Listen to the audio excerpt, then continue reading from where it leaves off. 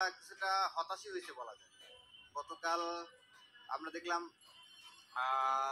মঞ্চ থেকে বারবার বলা হলো ভারত এবং পাকিস্তান পন্থী রাজনীতির বিরুদ্ধে আমাদের অবস্থান এবং তারা বাংলাদেশ পন্থী রাজনীতি করবেন। নিঃসন্দেহে এটা ভালো কথা। যারা বাংলাদেশে রাজনীতি করবেন প্রত্যেকেরই মোটো হওয়া উচিত যে তারা কি বাংলাদেশের পক্ষে রাজনীতি করবেন। কিন্তু আমরা ঘূর্ণাক্ষরে এই কথাটা শুনলাম না যে তারা আমেরিকান পন্থার বিরুদ্ধে কোনো কথা বলেছেন। তাদের কথার মধ্যে একটা অস্পষ্টতা আমরা দেখতে পাচ্ছি, যেটা এটাই প্রমাণ করে যে তারা যে আমেরিকা পন্থী বা সিআইএ পন্থীদের লজিস্টিক সাপোর্ট নিয়ে যে নতুন দল গঠন করছেন সেই আশঙ্কা এবং সেই চাওয়ার খবরকেই প্রতীয়মান করে আর কি তাদের এই ঘোষণার মাধ্যমে। নবগঠিত দলের যিনি আহ্বায়ক হয়েছেন তিনি একটা স্লোগান দিয়েছেন। তিনি বলতেছেন যে আমরা আন্দোলনের স্লোগান দিয়েছি তুমি কে আমি কে বিকল্প বিকল্প। এটা অভ্যুত্থানে কিন্তু সকলের গ্রহণযোগ্য স্লোগান বা সকলে যে দিছে সকলের হয়ে উঠছে এরকম কোনো স্লোগান না। কি এনসিপিকে আমি স্বাগত জানাই। বাংলাদেশ পন্থীদের যে রাজনীতি, সেই রাজনীতিতে এর আগে স্বাধীনতা উত্তর বাংলাদেশে বাংলাদেশপন্থী রাজনৈতিক দলের সংখ্যাটা খুব লিমিটেড ছিল। নাহিদ ভাই যে কথাটা বলেছেন, যে আদর্শিক বিষয়টা উনি তুলে ধরেছেন, রাজনৈতিক ফিলোসফি, সেটা ছিল যে আমরা ভারতপন্থীও না পাকিস্তানপন্থীও না। তো এখানে ভারতপন্থীও না পাকিস্তানপন্থীও না দ্বারা উনি যেটা বোঝাতে চেয়েছেন, আমরা যেটা বুঝেছি যে উনি বাংলাদেশপন্থী শব্দটা বলেছেন। বাংলাদেশপন্থী রাজনৈতিক দল বাংলাদেশে বিদ্যমান রাজনীতির চর্চা করলে যেটা হবে যে যেই ফরেন পলিসিতে যে পরিবর্তনটা আসবে, যে সেই জায়গাতে বাংলাদেশের স্বার্থ কোথায় এটাকে মাথায় রেখে রাজনৈতিক দলগুলো রাজনীতি করবে। তাদের এখানে নিপীড়ক ফ্যাসিবাদের দোসর যারা ছিল তাদেরও অবস্থান হয়েছে। এখানে যৌনতা সমকামিতার যে বিষয়টা আসছে সেটাও একটা আলোচ্য বিষয়। এখানে এক্স শিবির বা প্রেজেন্ট শিবিরের যে বিষয়টা আছে সেটাও আছে। তারা যেহেতু নতুন একটা দল করতেছে, সেই দল করার ক্ষেত্রে বিভিন্ন মতের বিভিন্ন শ্রেণীর মানুষ আসবে। যেমনটা আমরা দেখেছি শহীদ রাষ্ট্রপতি জিয়াউর রহমান যখন তার দল বিএনপি করেছিলেন, তখনও তিনি বিভিন্ন দলের বিভিন্ন মতের মানুষকে একত্রিত করেছেন, কিন্তু উনি ওনার জায়গায় স্ট্রেট ছিলেন, ওনার আদর্শের জায়গায় স্ট্রেট ছিলেন। তো আমি নাহিদ ভাই, আক্তার ভাই, তাদের প্রতি আহ্বান রাখবো তারা যাতে তাদের আদর্শের জায়গাটাই স্ট্রেট থাকে। তারা যাতে বাংলাদেশ সন্ধি যে শব্দটা নিয়ে ভাবছে, বাংলাদেশকে নিয়ে যে কাজ করার যে আকাঙ্ক্ষা তাদের, তারা 24-এর যে গণ অভ্যুত্থানের স্পিরিটকে ধারণ করে এই রাজনৈতিক দল করেছে, সেই স্পিরিটটা যেন থাকে। নাগরিক পার্টির যে উত্থান, এটাকে আমি একটা বাংলাদেশের ইতিহাসে একটা মাইল ফলক হিসেবে দেখতেছি। কারণ আমাদের দেশের যে টিপিক্যাল যে রাজনৈতিক ধারা, বাম পক্ষ ডান পক্ষ, এই যে একটা সেন্ট্রিস্ট রাজনৈতিক দল আমরা চাচ্ছি, যেটা আসলে জাতীয় ইস্যুতে এক থাকবে, যেখানে বাম হোক ডান হোক কিংবা মধ্যমপন্থা হোক, এই যে একটা কম্বিনেশন এই দলে হইতেছে, এটাকে আমি ইতিবাচক হিসেবে দেখতেছি যে জাতীয় ইস্যুতে সবার মতামত, সবার চাওয়া পাওয়া এক থাকে।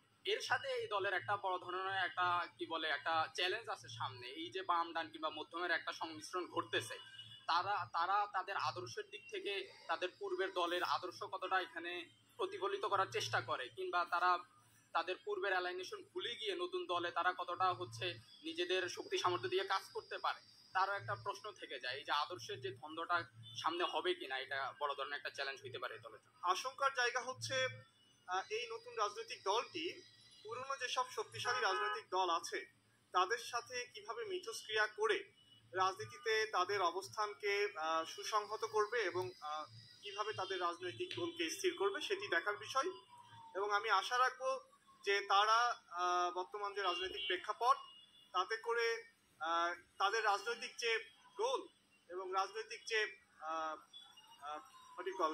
যে আদর্শ, সেটিকে জনমানুষের কাছে এবং ছাত্রদের কাছে, পরিশেষে বাংলাদেশের নাগরিকদের কাছে সুস্পষ্ট করবে। তারা ফ্যাসিস্টদের পতন ঠিকই করতে পেরেছে, কিন্তু পতন পরবর্তী আওয়ামী ফ্যাসিস্টদের যে বিচারের কাঠগড়ায় এনে একটি দৃষ্টান্তমূলক বিচার করে ইতিহাসের একটা সাক্ষী হিসেবে তাদেরকে রাখবে, এটা তারা এখনো করতে পারে নাই। তার দ্বিতীয় পয়েন্টে যেটা বলবো সেটা হচ্ছে জুলাই ডিক্লারেশন, যেটা এই জাতির আশা, সেই ডিক্লারেশনের আগেই তারা তাদের দল অলরেডি ডিক্লারেশন করে দিছে। তো এটা এই ছাত্র জনতা কিভাবে নিবে, এটা আমি ভালোভাবে নিতে পারবো না। এটা ছাত্র জনতা কিভাবে নিবে এটা আমি বলতে পারি না। অবশ্যই ভালোভাবে নিবে না আমি মনে করি। তারা বলছিল যে 9 দফার ভিতরে অন্যতম একটা দফা ছিল যে লেজুর ভিত্তিক ছাত্র রাজনীতি থাকবে না, কিন্তু তারা সেটার সমাধানও করে নাই, একদমই করে নাই।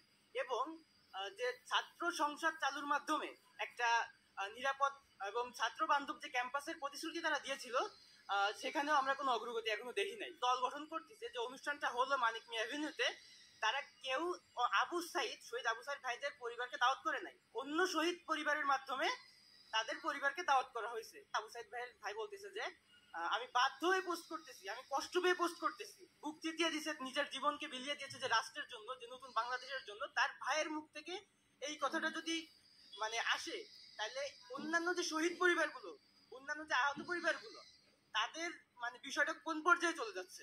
একটা ছাত্র নেতৃত্বের সমন্বয়ে একটি নতুন রাজনৈতিক দলের আত্মপ্রকাশ ঘটেছে, যেটা জুলাই বিপ্লব পরবর্তী এই নতুন গণতান্ত্রিক বাংলাদেশেরই প্রতিচ্ছবি। কারণ একটি গণতান্ত্রিক দেশে প্রত্যেকে তার নিজস্ব মতামত চর্চা করবে, একটি রাজনৈতিক দর্শন চর্চা করবে, এটাই তার ন্যূনতম অধিকার। তো নতুন রাজনৈতিক দলের আত্মপ্রকাশ, এটা অবশ্যই আমরা একটা ইতিবাচক চোখে দেখছি। তবে একটি জিনিস লক্ষ্য রাখতে হবে যে বিভিন্ন সূত্র থেকে অভিযোগ আসছে যে নতুন যে রাজনৈতিক দল জাতীয় নাগরিক পার্টি, এটা রাষ্ট্রীয় পৃষ্ঠপোষকতায় বা রাষ্ট্রের সহযোগিতায় তাদের এই জমকালো উদ্বোধনী অনুষ্ঠানটা করেছে।